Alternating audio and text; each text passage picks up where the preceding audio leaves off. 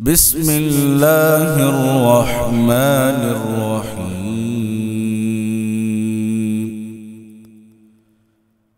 يا أيها الذين آمنوا كتب عليكم الصيام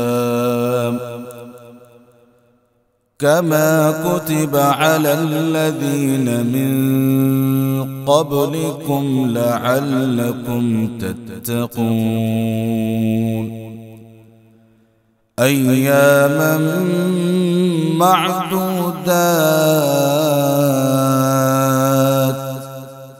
فمن كان منكم مريضا أو على سفر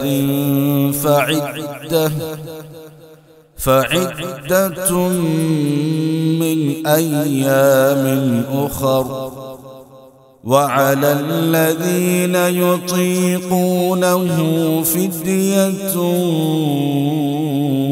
طعام مسكين، فمن تطوع خيرا فهو خير له، وأن تصوموا خير لكم إن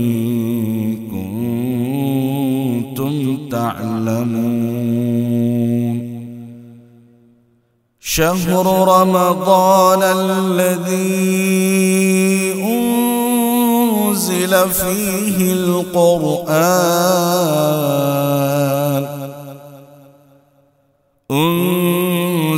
فيه القرآن هدى للناس وبينات من الهدى والفرقان،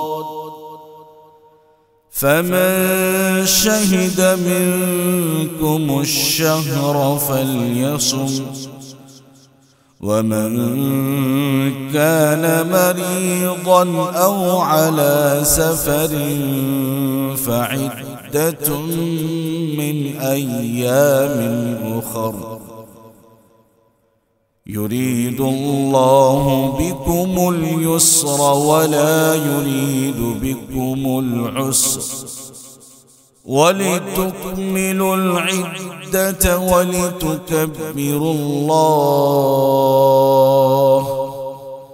ولتكبروا الله على ما هداكم ولعلكم تشكرون.